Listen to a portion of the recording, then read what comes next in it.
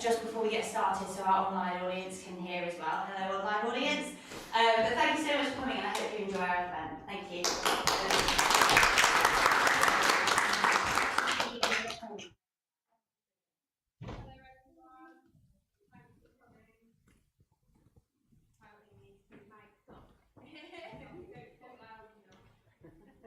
Just for the live stream. It's just online.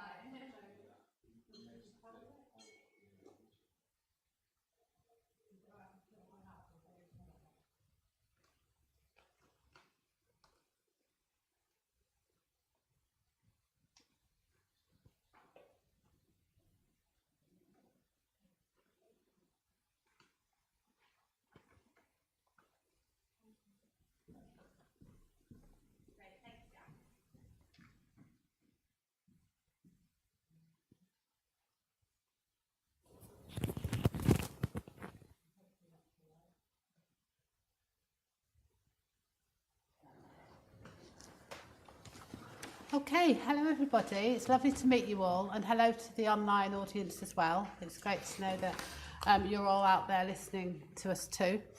I'm really delighted. My name's Anna Chilvers, and I'm a writer, and I'm delighted to be here today to talk to Anita Sethi.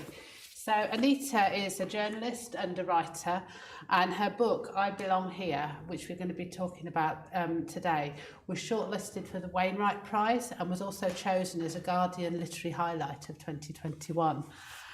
So it's great to have you here, Anita. Thank you. Thanks for having me. Thank you for interviewing me. Thanks to the festival for having me. And thank you all for coming. Yeah. Especially as it's a lovely, well, the sun's suddenly gone, but it was a lovely sunny morning. So thank you for coming inside instead of going for a walk, which I'm sure you can do later as well. Yeah, absolutely. It'd be lovely to be sort of in this place as Yeah, well, to be absolutely. sort of in the Brontë country. So we're going to be talking this morning about Anita's book, I Belong Here. I've got various questions for her, and at the end there'll be time for you to ask her questions as well if you'd like to. But we're also going to have a couple of readings from the book, and I think we're going to start with a reading. So Anita, would you like to introduce your first reading? Yes. So people often ask me, what's the book about? How did it come about? How was it born, as it were? And I'm just going to read a short piece from the prologue, which is called A Place Called Hope, which explains the genesis of the book. A place called hope. I watched the wings as they soared through the sky, so sure of itself, so confident was the curlew as it caressed the clouds, so in its element. Where do I belong? Such a perennial question of existence, and I remember the flight of that curlew I saw in the Pennines when I consider the quest for a sense of belonging. The bird belongs in its fine feathers and in its nest and in the air, flying through the sky with such ease and grace. The fish belongs in its spectacular scales and in its watery habitat. The bull belongs in soil in its state of becoming, growing towards the light. How could I feel a sense of belonging in my own body, in my own self, in the world? What does it mean to belong? What does it mean to feel like you don't belong? How can nature help us to find a greater sense of belonging? And how can we ensure people care enough to realise that nature and wildlife belong as much to the world as humans do? All my life I felt like I didn't belong, and I grew used to that sense of unbelonging. Being an outsider has shaped my life in many ways and made me become a writer. But there comes a time when it's necessary to say, I belong here. It might come when someone is trying to push you from a place to eradicate you. It might come when your basic rights are being denied. It might come when you are struggling to breathe clean air, when you are struggling to breathe at all. It's exhausting having to prove and explain why we belong, yet so often have I had to do so on account of multiple macro and microaggressions. Ultimately, I hope for a world in which every creature, great and small, is accepted, and I don't have to say it at all. I was on a journey through northern England in early summer 2019 when I became the victim of a hate crime, when a man attacked my right to belong here with words that hurt the very heart of me. The North is my home, having been born and bred in Manchester. The Trans-Pennine Express train even passed through the city on its route from Liverpool to Newcastle. The hate crime was a vicious attack on my right to exist in a place on account of my race. I was called Packy Cunt and told to get back on the banana boat and go back to where you're from. Yet this country is where I belong. Hate crime is on the rise in our hostile environment. After the attack, some advised me to stop travelling alone due to the dangers. and I experienced panic attacks and anxiety at the thought of travelling by myself. But I was intent on not letting a hate crime stop me moving about freely and without fear in a country where I belong. I was eager to continue travelling alone as a woman, asserting my right to exist. One day I was looking at a map of the north, and there, along the route of my train journey, falls the Pennines, the backbone of England, with its nature reserves, national parks and areas of outstanding natural beauty, an area of countryside designated for conservation due to its significant landscape value. My heart quickened as I looked at the miniature mappings of its mountains and rivers. The Trans-Pennine Express journey had run a route tantalisingly close to such Pennine areas, but it would take walking and local railways to fully explore it. I longed to journey through the natural landscapes of the north, transforming what began as an ugly experience of hate and exclusion into one offering hope and finding beauty after brutality. Go back to where you're from. This is where I'm from. I'm from the north, the glorious north. Our emotional connection with certain places runs deep and forceful as a river.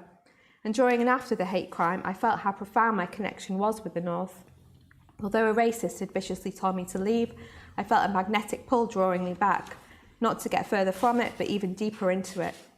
My journey is one of reclamation, a way of saying, to adapt the Woody Guthrie song title, "This land is my land too, and I belong in the UK as a brown woman, just as much as a white man does." Journeying through the so-called backbone of England also feels symbolic, a way of showing backbone myself, and that I will not let having been victim of a race hate crime curtail my movements through the world, despite the trauma and panic attacks that followed. The nature of trauma is that it lives on after the incident. The man who racially abused me was arrested, charged, pleaded guilty, and was convicted of a racially aggravated public order offence, using threatening, abusive, insulting words and behaviour. After I heard my abuser had pleaded guilty, I felt the oxygen return to my lungs. But in the days and weeks that followed, I still experienced anxiety attacks, feeling the room closing in on me as my breathing became rapid and my heart pounded. I saw the man's face flash through my mind. I felt a crushing pain at the suggestion that I had no right to exist in a place that is my home. At my lowest ebbs, I wanted to cease existing. When I walked up through the carriages, the man had threatened to set fire to me. I had nightmares about choking on smoke. Sleeplessness left me exhausted. Even walking the streets of the city, I felt a sense of claustrophobia. That year, I'd been racially abused twice while walking the streets. As my claustrophobia grew, I began to long for wide, open spaces, to breathe freely in the great outdoors. I hungered for greenness. I began to devour more and more maps of the Pennines and plot out a route, reading up about the Pennine Way, Britain's oldest long-distance footpath, which runs for 431 kilometres through the backbone of Britain. This path was the idea of the rambler Tom Stevenson, who in 1935 wrote about how he yearned for a long green trail like those of the John Muir Trail through the Sierra Nevada mountain range and the Appalachian Trail in the eastern mountains of the US. I also saw that the Pennine Range is not confined to the way, but stretches from the Peak District up through the Yorkshire Dales and into the North Pennines, fringed by the foothills of the Lake District. I zoomed in on a map of the Peak District, where the Pennine Way begins and where the North begins, its border. How glorious to glimpse a place named Hope. It's there I wanted to start my journey, walking through Hope Valley. The night before the hate crime, I had happened to stay in a place called Hope Street Hotel on Hope Street in Liverpool. My actual experiences turned out to be profoundly allegorical. Since then, I tried to channel hope throughout, drawing in it on my lowest ebb.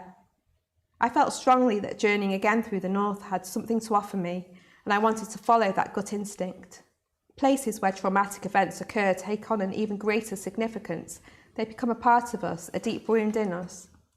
One day in midsummer, I finally make a move. I get the Hope Valley line from Manchester reopened after storm closure.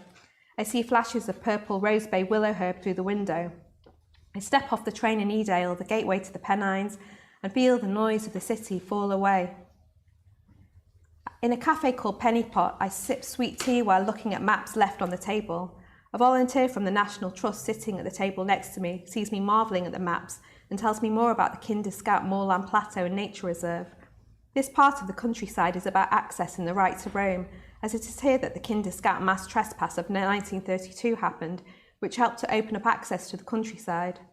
Hundreds of walkers, who were mainly from Manchester, trespassed en masse on what was then private land and walked from Hayfield to Kinder Scout, asserting their right to exist in places from which they were excluded. Kinder Scout was at the time used to keep grouse for rich landowners. The walk was celebrated in the folk song The Manchester Rambler by poet and folk singer Ewan MacColl, who marched during the protest and knew that walking could be a radical and political act and lead to change, that walking could be a way of saying, I belong here. The Kinder mass trespass sparked a wave of transformation. 3 weeks later, 10,000 ramblers held a protest for the right to roam, launching a movement that ultimately led to the creation of the first national park, the Peak District, and to the establishment of the Pennine Way and other long-distance footpaths. But it was not until the year 2000 that freedom to roam legislation was passed, securing walkers' rights to travel through open country. Just 2 decades ago, I feel how far there still is to go for all to feel free and safe and welcome while walking in the world. Should I read a little bit more, or do you want me to? It's up to you. We can have a little bit of chat Yeah, if you want yeah. to. Yeah. Thank you very much for reading My that. It's pleasure. really interesting to sort of set the premise of your book and see where it began from. And I think as well, it's called A Place Called Hope, that Yes, first bit. yeah. And I think that sort of feeling of hope and resilience, I think as well, that you've shown by what happened throughout the book after that horrible incident. That really comes through. Thank you. So after that attack, which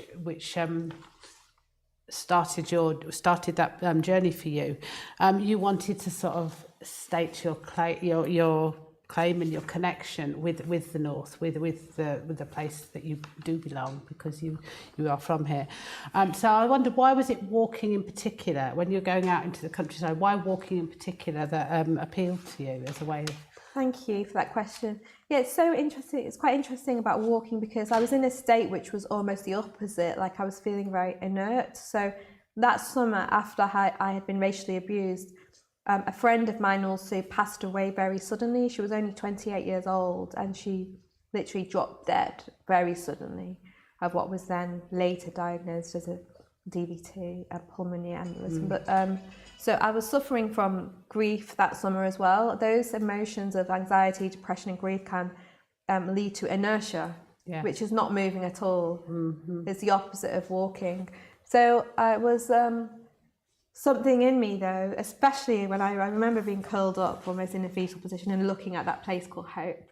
And it did give me hope, and I wanted to journey towards it. And I found that even taking a few footsteps, walking even a few steps, does do wonders for our well-being immediately. It's a very immediately effective remedy for these kind of mental health worries. Obviously, that's not the only or be-all and end-all, but I found that it helped me. I found that it made me feel better, so I kept on walking. That's quite simply I kept on walking, and I just walked and walked and walked, and I found that it helped me to think through things. It helped me to stop thinking, and I started to wonder, well, why does walking do wonders for our well-being, particularly walking through nature?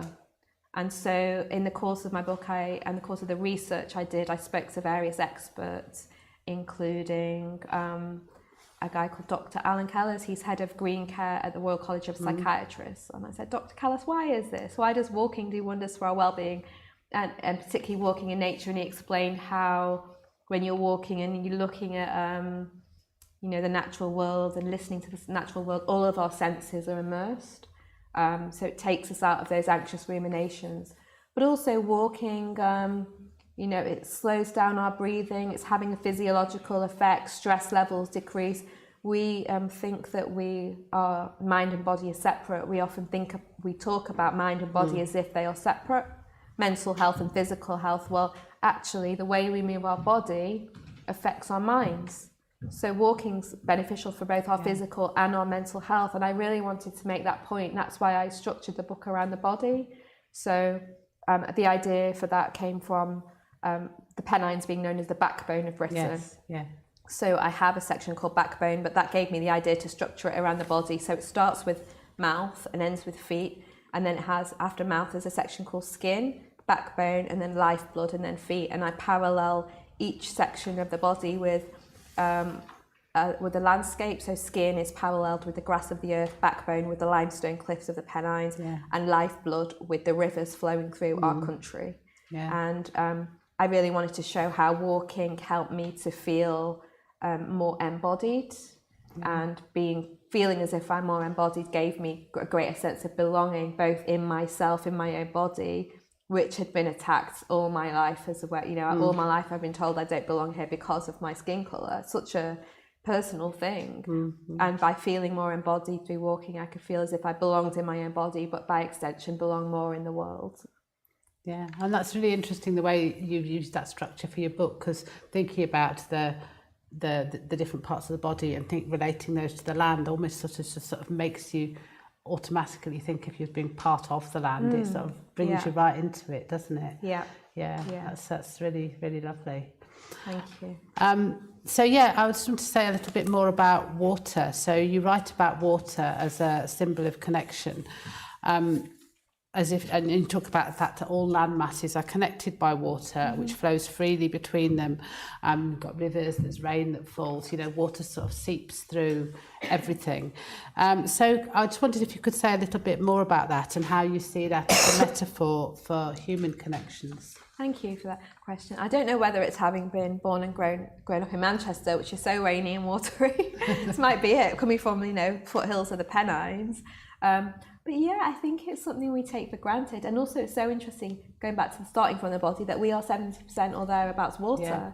Our bodies are made up of about 70% water, which is astonishing when you think of it, how important this element is. We are made of water, not only water, but we are predominantly made of water. Water predominantly makes up this amazing world of ours. When you see it from the moon, that pale blue dot, most of the planet is ocean, is river, and it's heartbreaking actually that we've kind of gradually polluted and are destroying the rivers and the ecosystems within them. But obviously, plankton and so on that creates oxygen is coming from a lot of those, as well as coming from trees. It's coming from the sea. It's coming from plankton, which grows on the sea. So also walking by water and walking by rivers particularly did wonders for my well-being, the wateriness. And there's actually something, we have the term green care, but we also have the term blue care, which is how walking near water, even listening to the sound of water, makes us feel uplifted. And I felt that I plotted my journey to follow the course of rivers, the River Aire and the River Ribble, and various other rivers, the River Tyne. And even when I was walking along, and sometimes I'd hear a river before I saw the river, and it would immediately make me feel settled. It would immediately make me feel so relaxed. It was like listening to a river is like a massage for the mind in a way. It takes away all those anxious ruminations. So I love walking near water, and I think it's so interesting, this whole idea of kind of blue care. Not that, we think of rivers and the sea as blue. Actually, a lot of them aren't. They're more brown because of the peat in them. But again, you have these stereotypes of nature and colours. So yeah. And do you feel a strong connection to the sea as well? I do. I've just actually been journeying in the.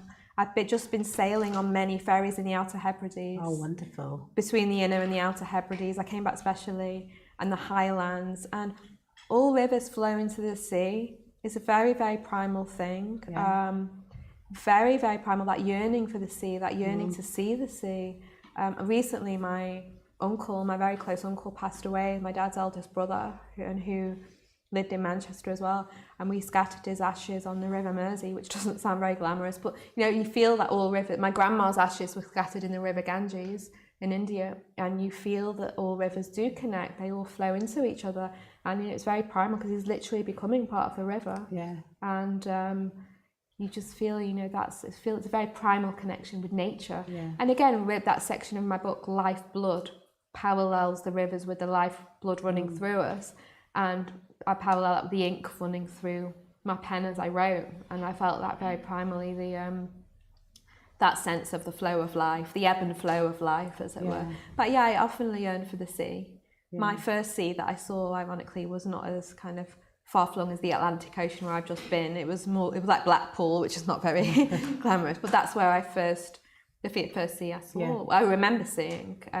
The first sea I saw was that my mum was born in a country called the Land of Many Waters in Guyana in South America, which is a former British colony. Apparently, that's where I had my first step. I was born in Manchester, but I went there when I was 1 year old because my grandma, her dad, passed away. But when I was in Blackpool, I remember putting a shell to my ear, and then when I took it back home, I remember hearing the sea and understanding how in the shell, you know, this sound is captured in there forever. So it was like a little part of the sea was with me forever. The magic of the sea and feeling that connection with nature. Yeah. Thank you. I mean, I love that, the Land of Many Waters. What a beautiful, name. It's called the Land of Many Waters on account of the multiple waterfalls running through it and flowing through it. I was there actually in springtime. There's an amazing waterfall called the Kaicho Falls. So this kind of preconception that people from immigrant backgrounds, because most of us live in urban areas, cities, which, you know, my parents' generation came to for work, actually the countries from which they come are rich in nature. Yeah, you know, they're rich. So there's this stereotype that, you know, brown people don't like nature, but it's so wrong, it's so misguided. Yeah, absolutely. Yeah. Thank you.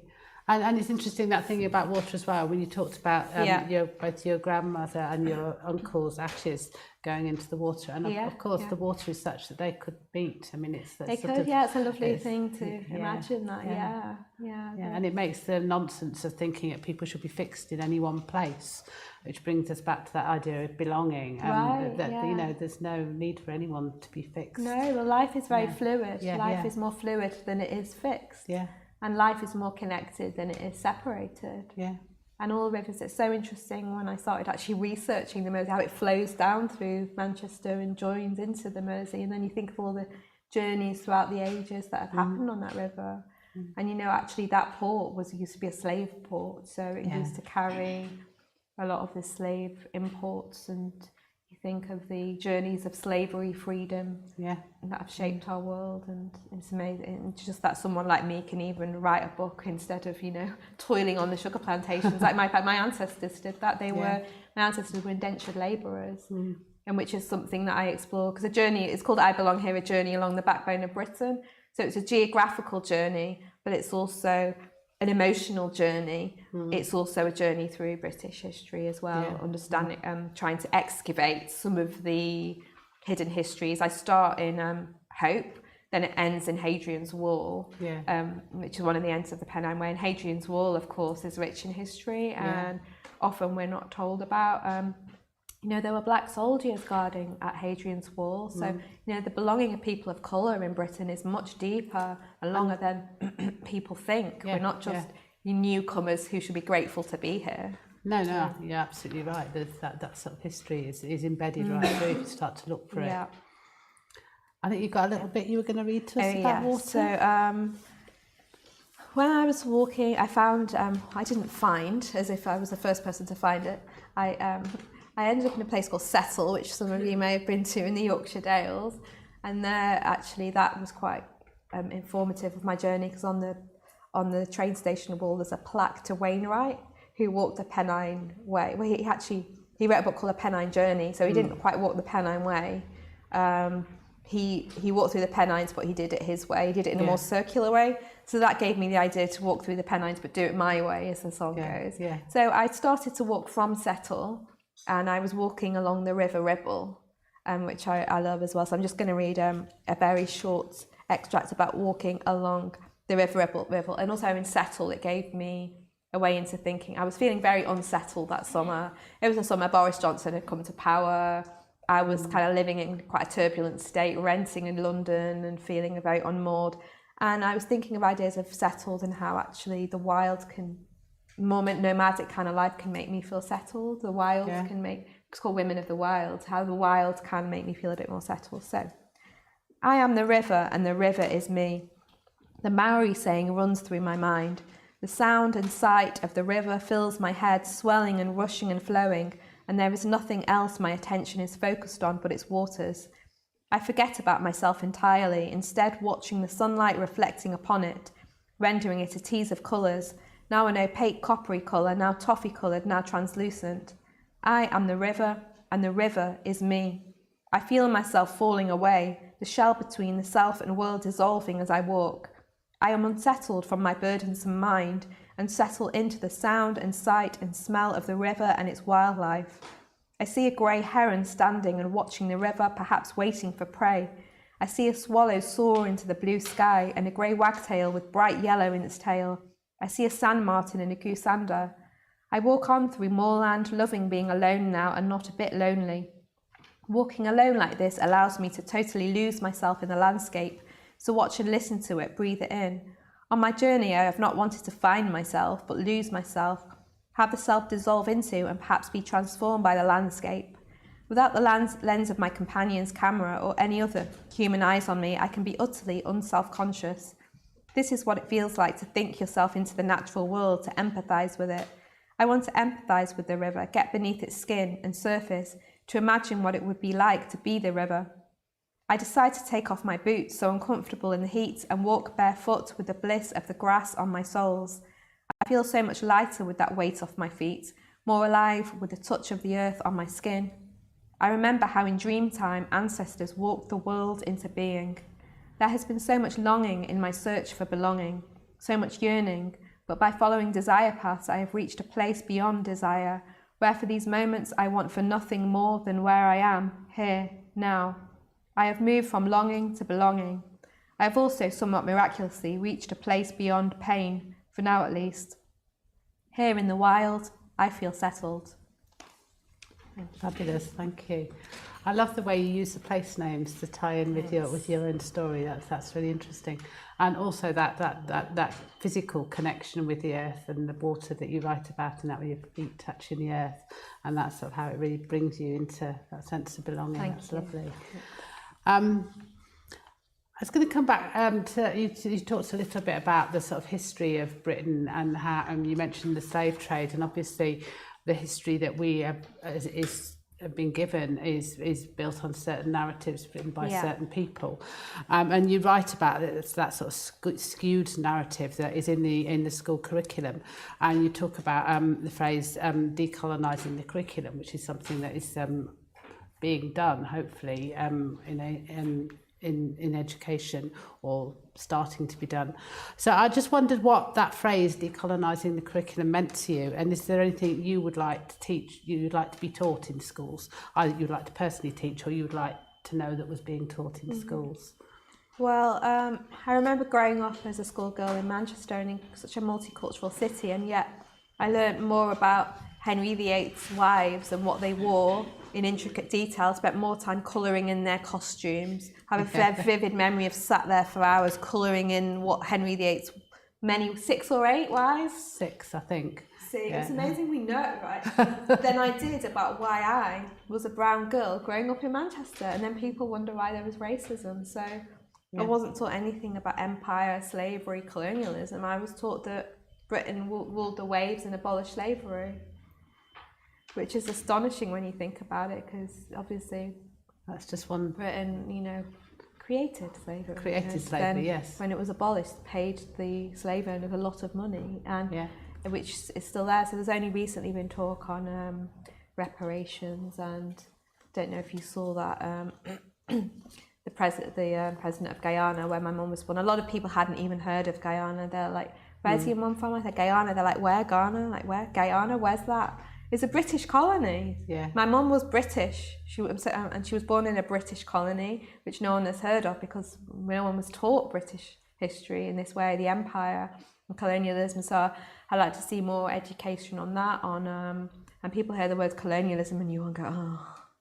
But actually, and also don't understand so my ancestors were shipped from what was then British India in the 19th century to British Guyana to toil for the empire on sugar plantations as indentured labourers. So after slavery was a system called indentured labour, which was basically a euphemism for slavery. Yeah. And it was an extension of slavery. And also I'd like to see more education on the links between nature and the wild and colonialism, because a lot of what the British Empire was about nature, owning nature. You think of the sugar plantations. Demerara, you might have heard of Demerara sugar. When you stay in a hotel, you have these little packets of Demerara sugar. Demerara is a region in Guyana where my mum comes from, and that's where the sugar Demerara is from.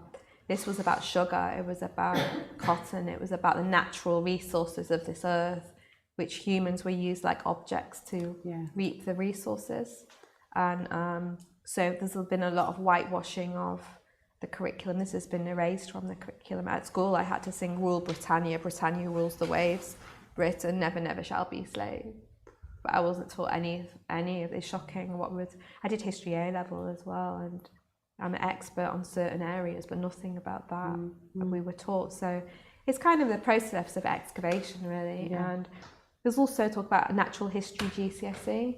So I'd like to see that, but I'd like to see that linked with just how much climate justice is linked to racial injustice, how much those living in urban areas, those from ethnic minority backgrounds, are disproportionately affected by the climate crisis, for example. So there's a whole, it's a whole process of education, but also unlearning harmful things that we've been taught. A lot of education is actually unlearning.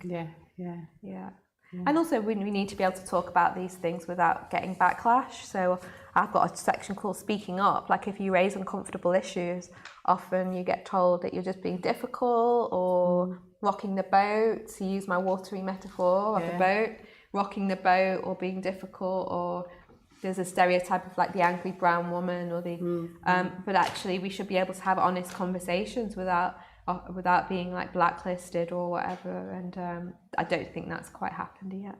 So do you think it's beginning? Do you think it's... No, I think that it was in 2020 there was we had a lot of these conversations happened, but I think it's there's a danger of like a backlash against that as well, so that's why we need to keep speaking up and campaigning, and I do think that the tide of history will turn towards justice.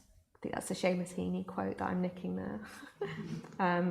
Yes. So do you feel hope? I do feel hope, and it's astonishing how much has happened in our lifetimes and in our, say, this past 100 years, 150 years.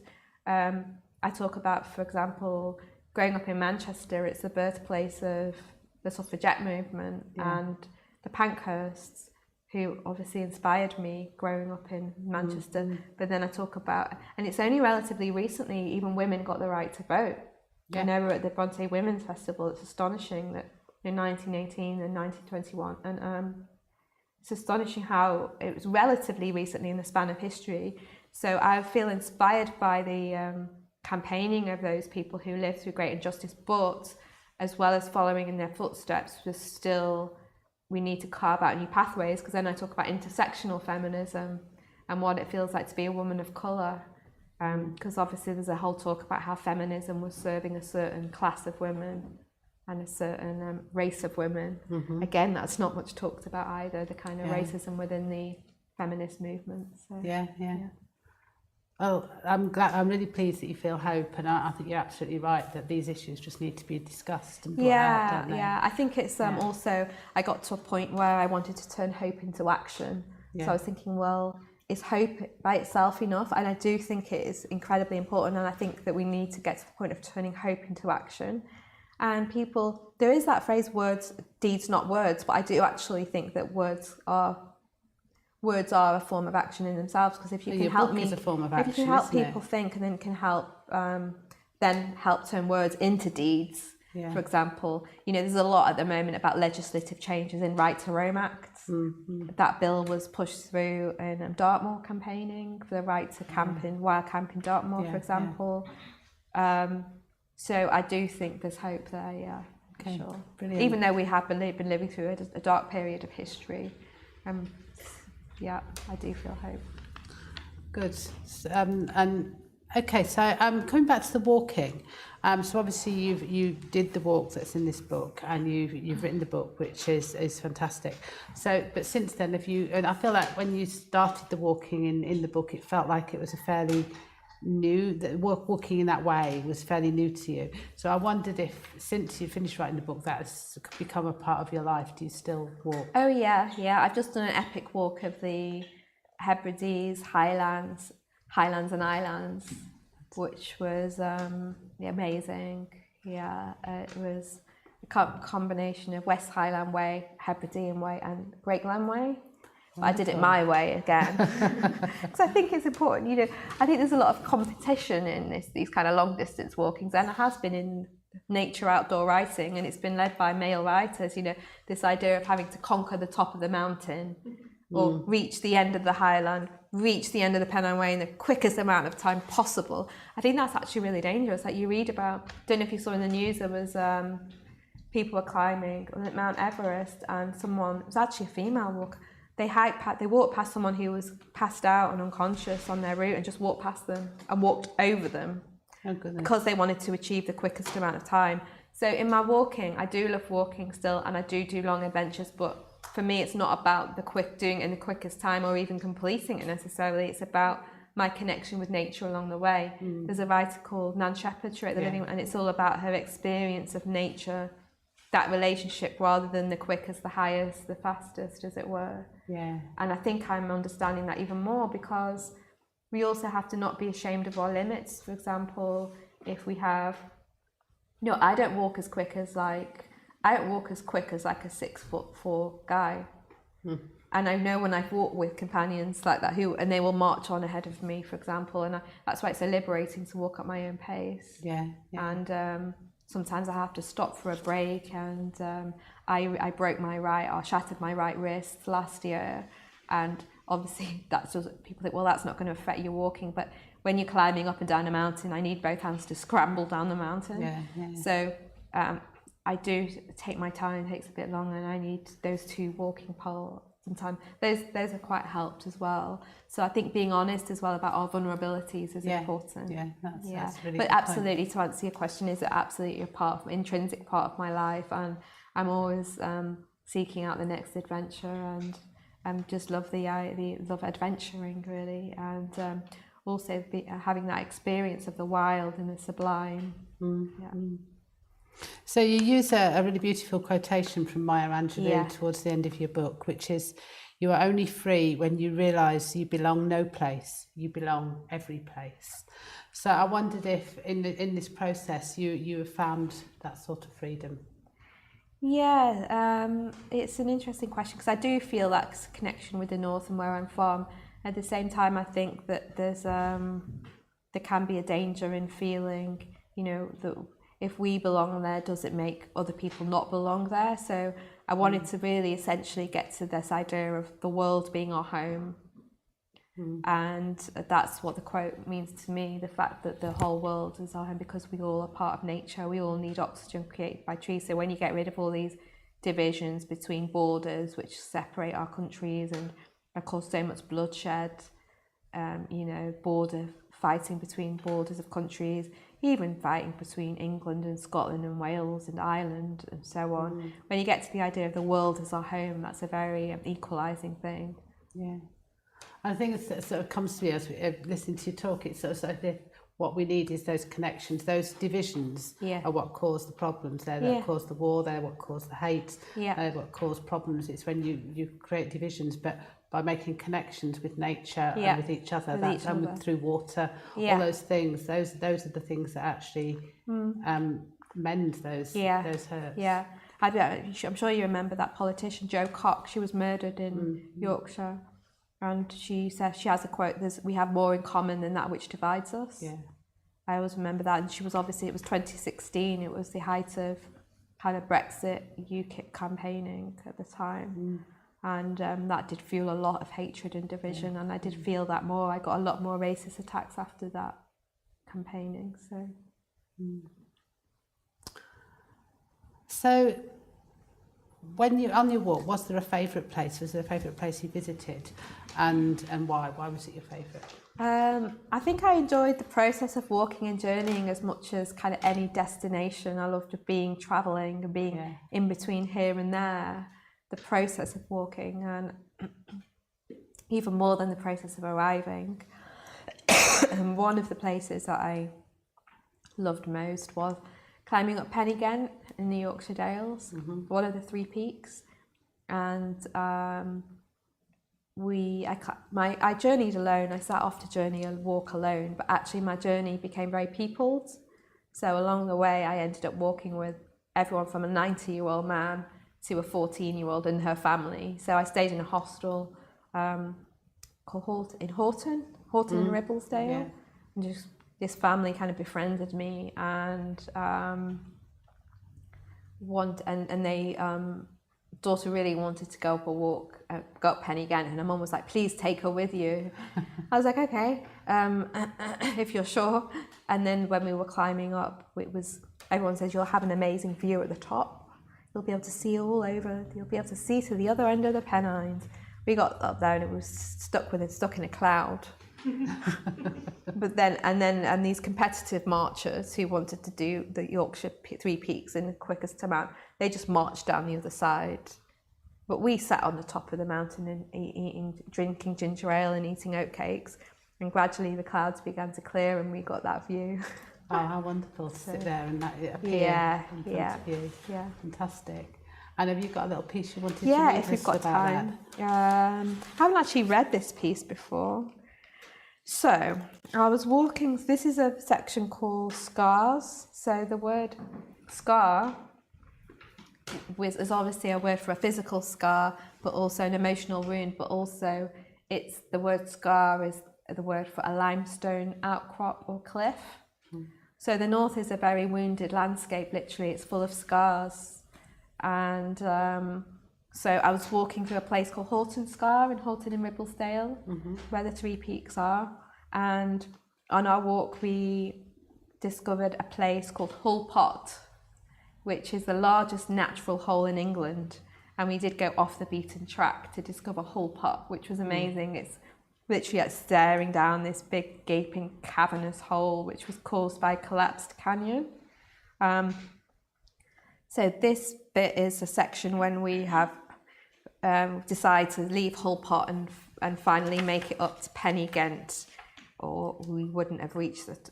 I don't think we would have made it there. So Rory was the name of the person I was walking with, who I met at Horton in Ribblesdale and wanted to come on the walk with me. So Rory comes bounding back from the purple heather fields, marvelling about a bird she has seen.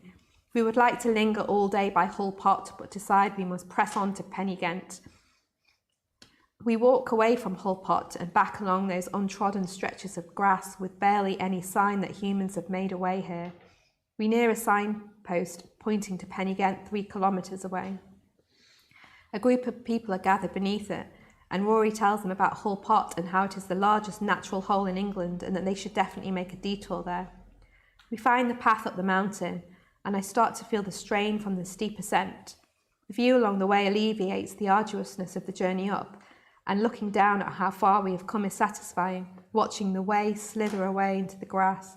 The sky is gradually clearing, creating a drama of white cloud, grey and blue, purple heather, golden patches amid green, all in one sight. I let Rory walk on into the distance and take a picture with the path and the view, and I feel again how alive that path seems to be. As we climb higher, the clouds get more dramatic and the sky intermittently becomes a beautiful blue before being hidden again in mist. We take rest breaks along the way, stopping to nibble on chocolate and oat bars. Soon we reach a steep climb to the summit. It's incredibly misty, but people we chat to along the way tells us that it will soon be clear.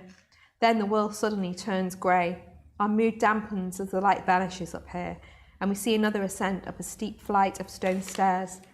It is spooky here, surrounded by such vast, dense greyness. It is bleak all of a sudden. We have a good moan about how steep it is, how long and seemingly endless the climb, how exhausted we now are, and joke about how people do this for actual fun, when now it feels tortuous. I am so exhausted when we stop for another rest on the steps, sipping water. I let my heart beat slow and the oxygen begin to flow again around my body. This set of stone steps seems to go on and on forever. This seems less a stairway to heaven than to purgatory. I feel I cannot go on a single step more. I glance down and feel vertiginous and then falling away beneath me. I cannot turn back either. Rory presses on ahead of me. I'm on the verge of giving up, but keep walking. I walk and walk up and let the mountain be my mentor, thinking about reaching its summit. Step by stone step, we are ever closer to the summit. Then the steps are giving way to flat land, and I am almost too exhausted to realise we have actually reached the summit. But the mist is so thick up here, as if we are actually in a cloud. We are actually in a cloud. Several walkers along the way had told us the mist would clear and leave lucid skies when we reached the top. We could not help but be disheartened, and I can see disappointment etched on Rory's face. I tried to raise our spirits and say how cool it is that we reached the top, even though the thickest cloud obscures our view. But neither of us can get rid of the gulf between what we thought we would find and this dense opaqueness. The family we saw at the signpost passed by and marched back down the other side of the mountain, barely stopping here at the top. We sit on the grass exhausted and eat oat cakes and sip ginger ale, which tastes like actual heaven and awakens me. We sit for a while in silence. Soon the cloud begins to clear. There is the faintest hint of blue in the sky, and then through the veil of cloud I see faint greenness, more and more visibility. Then I see all the curves of the mountains, as if they are being born all over again. How does it feel to sit inside a cloud and watch it clear? 1 minute it is so opaque you cannot believe you will ever see through the cloud again, and then the light seeps through, the blue and green seep through. How marvellous are those first rays of light, that first sight of colour, brighter, brighter now, until the world is born again into colour. Thank you. That was beautiful. And feel it, that image of the clouds sort of dissipating and that view coming into your vision feels like a sort of picture of hope, which is what we've been talking about. So yeah, that was really lovely to hear that. Thank you. Thank you. Okay, so what I'm going to do now is I'm going to open it up to people in the room. So if anyone's got any questions for Anita, it's time for those, or anyone online as well. I think if there's any questions, Sassy will send them through. Has anyone got a question? Oh yes, thank you. Thank you. I really enjoyed that. I was really interested in the bit where you talked about taking action. Yeah. Which is something that I passionately believe that we need to learn from history and actually act today.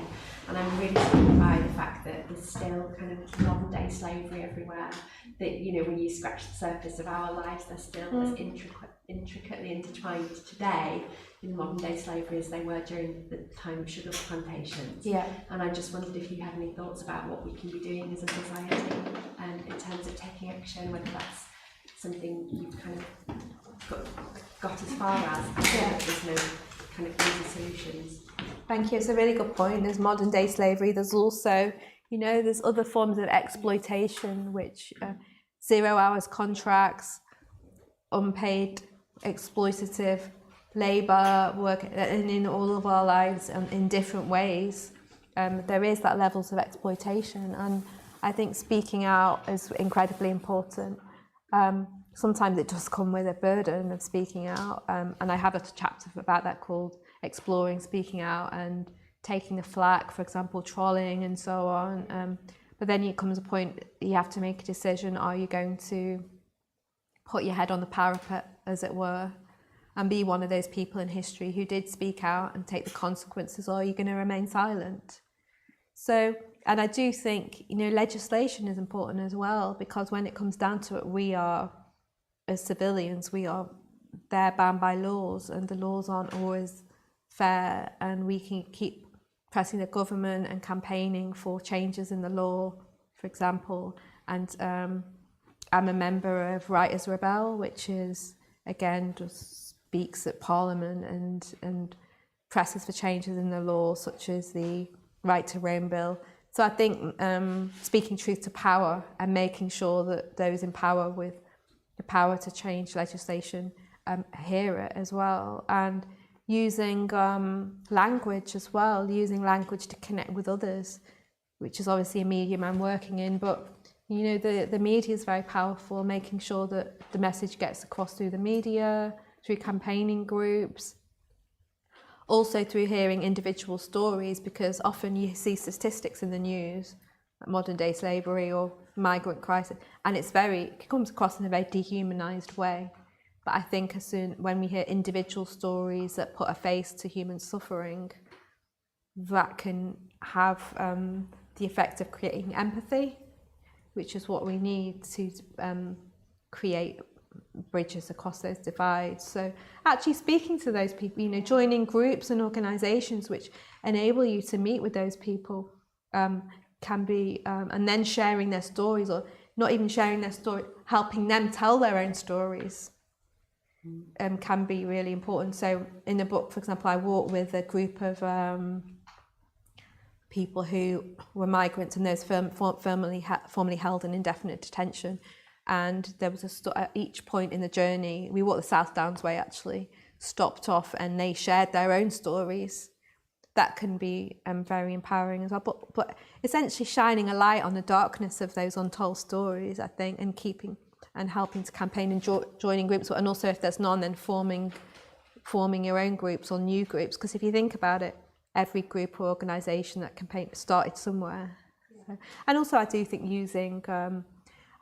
social media has its downsides, but at the same time it can be a place to speak up where the mainstream media aren't covering things. So like social can be a place of sharing things and getting information across as well, and connecting with others. So, thanks. Okay, brilliant, thank you. Any other questions? Yeah.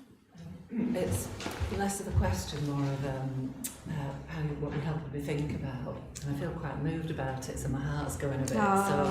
Sorry about that. No, it's a beautiful thing, but I'm in the unfortunate position of I haven't read your book yet. So, That's fine. but when you were talking about helping me think about the difference between fitting in and belonging, and when I fit in my life, I find out that I give something up of myself. But then when you belong, it's like I'm here with all of who I am. So I'm just thinking that's just really beautiful. So thank you. Oh, thank you. Yeah, you think of that idea of little boxes on a hillside. You know, if you try and kind of fit in and aren't quite the right, you have to kind of cut away bits of yourself to fit in. But if you belong, you can almost find your own sense of belonging, or feel at one with your unbelonging in a way. Yeah, your body's more there, like fitting in, something like that. Body, yeah, exactly. Yeah. Thank you for that point. Yeah, lovely, thank you. Any other questions? Yeah. If we didn't have to worry about climate change and air travel, Anita, where in the world would you have a walk? Well, the Outer Hebrides was on my bucket list for a long time. I'm so pleased that I've got there, and I didn't fly. I used trains and ferries. So I've got lots still on my wish list. So I would love to walk the Appalachian Trail, the Pacific West Coast Trail. I loved a book called Wild by Cheryl Strayed. She walked the Pacific Crest Trail after the sudden death of her mother, and I love that book and film. And also on my wish list is the Camino Way in Spain. I don't know if anyone's walked it or been there. But so the Camino Way crosses between Spain and also into Portugal as well. And it's got the idea of pilgrimage at the heart of it as well. And not necessarily only in a religious sense, but the idea of making a pilgrimage even for oneself, or and I've always that's been on my wish list for a long time, and then lockdown happened, and then life happened, and those two. I'd also like to go to Antarctica. Maybe not. I'd need really, really warm boots for that. Where else? I went to Canada over the summer, but I'd like to walk more in Canada. Peru. I speak Spanish because I was as a little girl, I was very confused that my mum was born in a country which is geographically South America. So we had a map on the wall, and she circled Guyana in a blue biro in this map that kept dropping off the wall because it was stuck on with blue tack. It's like, well, South America's mainly Spanish speaking. She spoke it. Guyana was the only English speaking country there. But I ended up learning Spanish at school and an A-level. So I like to make the most of my Spanish. But I haven't actually, I haven't been to Peru, the Inca Trail, Argentina. But so lots still on my wish list. And life's so short. So better get my walking. First of all, I need to get a really, really good pair of hiking boots. I need to do that because I've got my Skechers walking boots. But you need I've got Skechers shoes, but you need hiking boots that cover your ankles, especially when you go through peat bogs and things. Yeah. Because it gets a bit squelchy. Yeah, absolutely. You need to feel comfortable. So that's one of my top tips for walking is have the right gear, which I learnt the hard way. But it makes walking so much better, because if you've got a good raincoat and the right gear, then you can walk through all weathers. And you learn that in this country where it's very rainy, that you don't let the weather hold you back. If you're careful and have got the right gear, you can walk through rain or walk through sunshine or walk through, rocky terrain. Brilliant. Thank you. It sounds like you want to walk the whole world. Walk the world, yeah. I would love to walk the whole world, yeah. Well, it's always a pull of mine. It's always like kind of torn between that nomadic wander. I've always had that wanderlust, but then there's also a pull to kind of settle down and be settled. So I'm still trying to get that balance, really. Thank you. Yeah. I just wanted to ask, I hope you don't mind me asking, you obviously walking alone and everything like that, do you ever feel unsafe sort of, walking in quite remote places in the countryside? I just wondered if you did, how you sort of overcome those thoughts. Thank you. No, it's a really good question. Thanks for asking that. Because obviously, we're at a festival for women writers, and it's something that we've had to struggle with throughout the centuries, feeling safe as women. And I remember when I was about 13, my mum gave me a rape alarm. I don't know, maybe it was from school. I just remember having this rape. And it made this really terrifying Halloween screechy noise when you pressed it. And I don't think I have actually carried it around with me. And then after I'd been racially abused, I was put in touch with victim support, and victim support sent me through the post another one of these alarms. And I took it with me, but I didn't use it. But again, it's, people often say that to me, even when I was out in the Outer Hebrides. You've gone to the Outer Hebrides alone, knowing no one, alone, and I camped there, wild camped, alone. Are you absolutely insane? But at the same time, statistics do show that the place that women are most under threat is actually, statistically, is in the home. So the place that women are most unsafe, tragically, is actually from domestic violence in the home. Obviously, we are also, we are at greater risk when we're walking around, not only in remote areas, but also in the streets. So when I was, when the month before this book was published, the horrific murder of Sarah Everard happened.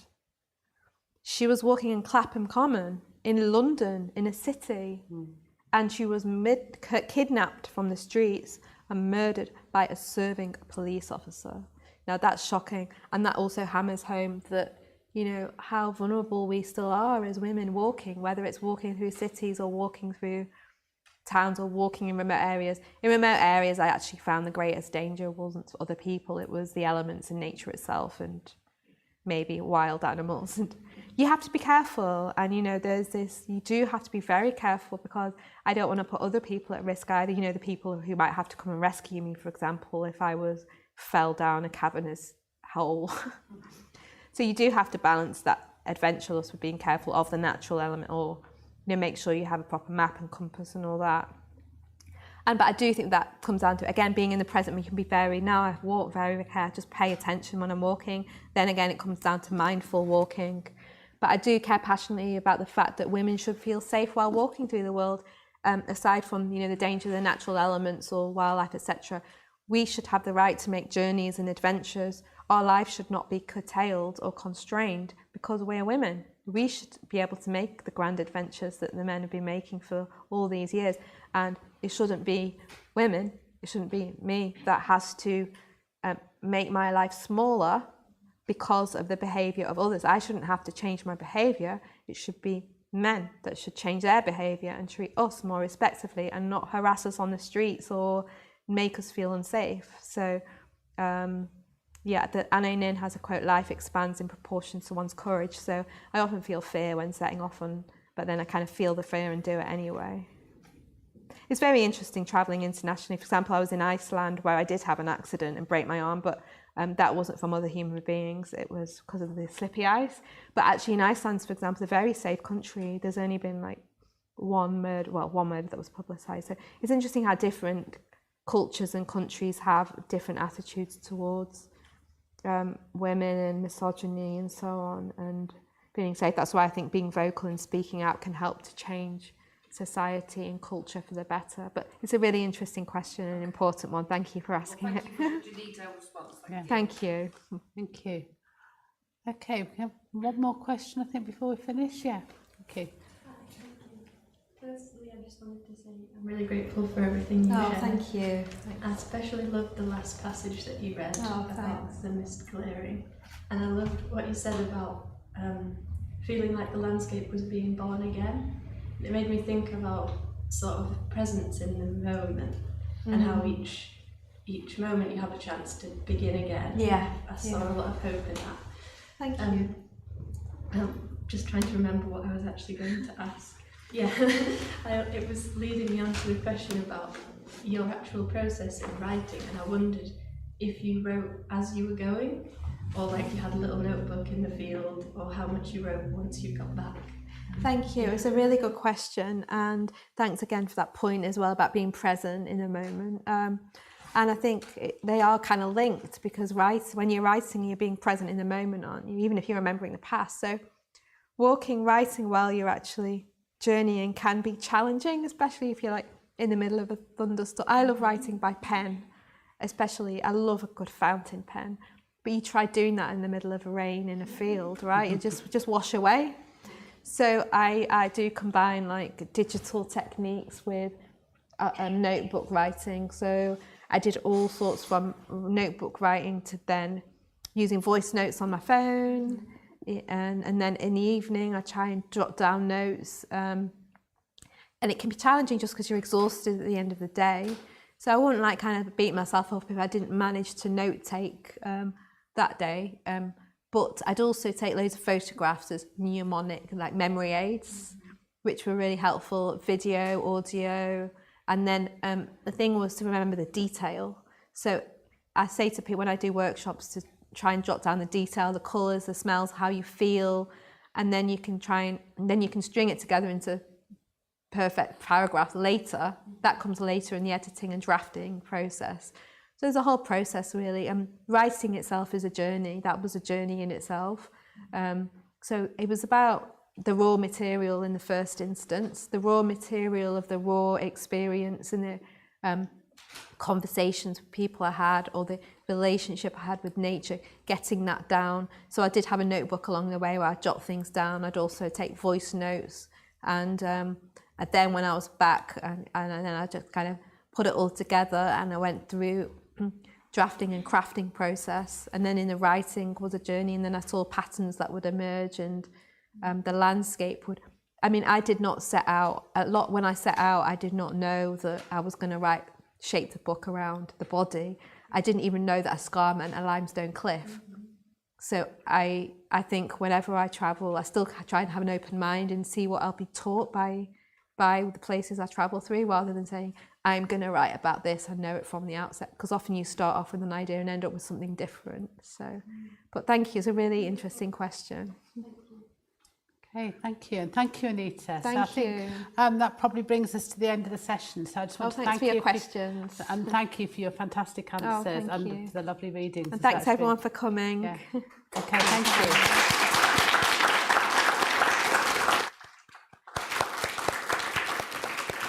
Yeah, and thank you, Anna, for brilliant hosting as well. Yeah. Now's a good lunch break. If you're a weekend pass holder, you can get 10% off that takeaway food at Cobbles and Clay. Please feel free to go and explore the streets as well. We've got the festival hub in Parsonage where there's drop-in workshops going on. We've got the poetry takeaway where you can go and get a little order of a specialised poem in the car park, and we'll be meeting back here at 2:45 for Emma Mitchell's event. But thank you so much and enjoy your lunch. Thank you.